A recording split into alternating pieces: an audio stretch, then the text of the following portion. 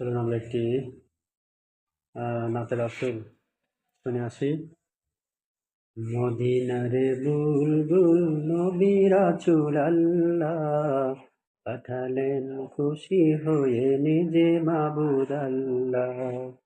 মদিনারে বুলবুল নবী রাসূলুল্লাহ পাঠালেন খুশি হয়ে নিজে মাবুদ আল্লাহ।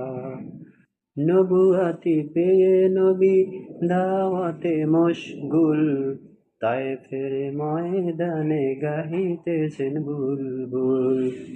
নবুয়াতি পেয়ে নবী দাওয়াতে মশগুল, তায়েফের ময়দানে গাহিতেছেন বুলবুল।